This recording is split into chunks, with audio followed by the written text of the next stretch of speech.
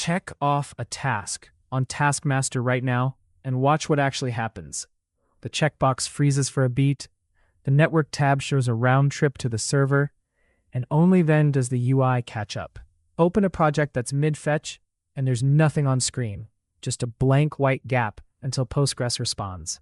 And if that fetch ever throws, the whole page dies and hands the visitor Next.js's default error screen, navbar and all. None of that is broken exactly. It's just unfinished.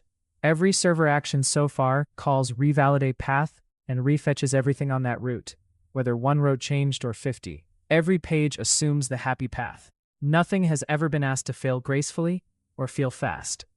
That's what today closes out. Fine-grained cache invalidation with revalidateTag instead of blanket revalidatePath calls. Time-based revalidation for the pages that can tolerate it. Error boundaries scoped to the route segment that actually failed. Optimistic UI updates, checking off a task, feels instant instead of waiting on a round trip. And skeleton loading states, so a page in flight never just goes blank. None of this changes what Taskmaster does, it changes what it feels like to use, which, by this point in the build, is the last thing standing between a working app and a good one. Let's get into it. Why this layer matters. RevalidatePath is a blunt instrument. Every mutation since video 9 ends the same way. revalidatePath/dashboard, or the equivalent for a project page. That call doesn't invalidate the one row that changed. It throws out the entire cached render for that path and rebuilds it from scratch, every time, no matter how small the actual change was. It's worked because Taskmaster has been small. It stops scaling the moment a page does more than one expensive thing. The other three gaps. An unhandled throw anywhere in a server component currently takes down the whole route.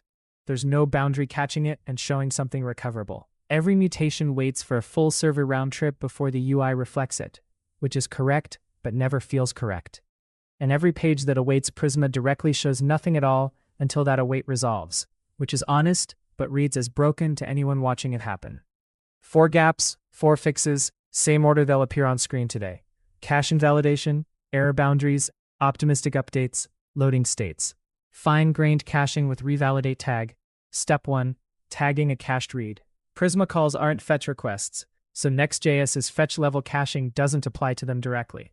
Unstable cache wraps a Prisma query and gives it the same tag-based invalidation fetch calls get for free. /libdata.ts, import unstable cache from next cache, import Prisma from @-libprisma. Export function get project, project_id.string, user ID string, return unstable cache. Prisma.project.findFirst where ID, project_id, user ID, include tasks true. Project-project_id. Tags project.-project_id. The cache key array and the tag can be the same string here.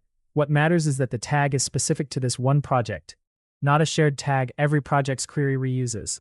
A shared tag would invalidate every cached project the moment any one of them changed, which defeats the entire point. Step 2. Invalidating only what changed export. Async function update project_id string form data const session equals await auth. If session user, return error, not authenticated. Const name equals form data.getName as string. Const result is await prisma.project.update many where ID project_id, user ID session.user ID, data, name. If result count equals 0, return project not found. Revalidate tag project_id, return success.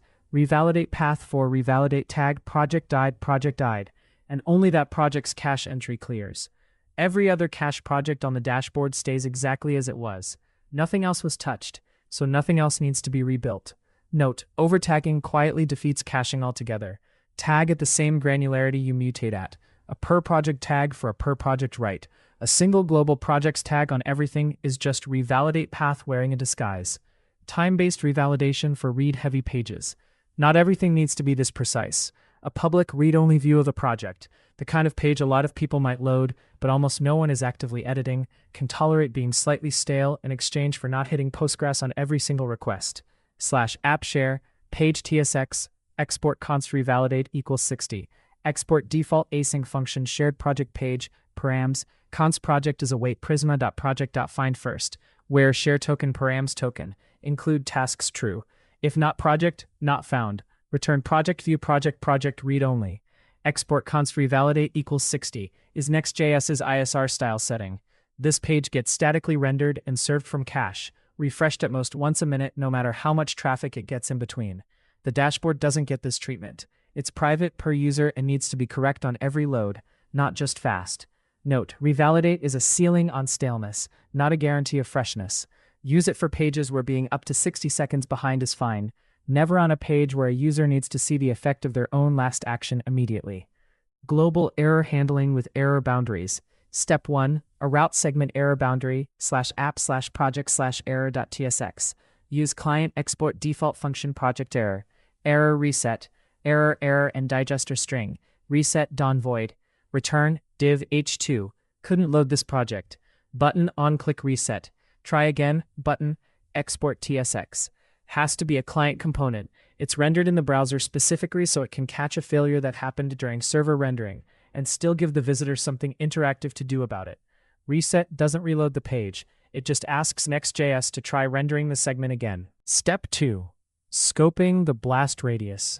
Because this error.tsx lives inside app/projects/id, a Prisma call throwing on one project page only replaces that page's content. The layout above it, navbar, sidebar, anything from the dashboard shell, stays mounted and interactive. A visitor sees one broken project, not a broken app. Note, error.tsx can't catch errors thrown in the root layout itself, since the boundary lives inside what the layout renders. That one outermost case needs app global error.tsx, which replaces the entire page, layout included, and is the true last resort. Optimistic updates with useOptimistic. Step 1. Instant checkbox toggles. Use client import useOptimistic from React import toggle task from .actions. Export function task list, tasks. Const optimistic tasks set optimistic task equals useOptimistic tasks state id done state.mapT is id done task. Async function handle toggle id string done boolean. Set optimistic task id done. Await toggle task id done. Return optimistic tasks.mapT as input key tid type checkbox checked t.done on change.handle toggle t.id not t.done. Set optimistic task run synchronously, so the checkbox flips the instant someone clicks it, well before toggle task's server action has even reached the network. If that action eventually fails, React quietly rolls optimistic tasks back to the real tasks prop on the next render. The illusion only lasts as long as the request is actually in flight. Step 2. The same pattern for creating a task. Adding a task follows the identical shape. Push an optimistic row into the list immediately, then let the real create task response replace it once the server confirms the row actually exists. The user sees their task a moment they hit enter, not the moment Postgres finishes writing it. Note, optimistic state is a client-side illusion, nothing more. The ownership checks inside toggle task and create task are still what actually decide whether the mutation succeeds. useOptimistic changes how fast something looks like it worked, never whether it's allowed to. Loading states and skeleton UI with Suspense. Step 1. Loading.tsx and the automatic suspense boundary. App projects/id loading.tsx. Export default function project loading. Return div classname skeleton title. Div classname skeleton row. Div classname skeleton row. Div classname skeleton row. End over done. Dropping a loading.tsx into a route segment is all it takes. Next.js automatically wraps that segment's page in a suspense boundary and renders this as the fallback. The instant navigation starts, swapping in the real page the moment the server component's data finishes loading. Step 2. Matching the real layout. A skeleton shaped like the actual title and task rows tells them what's about to appear, and it means the real content doesn't jump the layout around when it lands. The skeleton blocks already reserve the space. Note, loading.tsx applies at the same per-segment granularity as error.tsx. Nested segments can each have their own loading state, so a slow project page doesn't force a skeleton onto parts of the app that already finished loading. Recap and call to action. Taskmaster invalidates only what actually changed, instead of refetching whole pages. Fails one broken segment at a time instead of taking down the app. Updates the screen the instant someone acts instead of waiting on the network.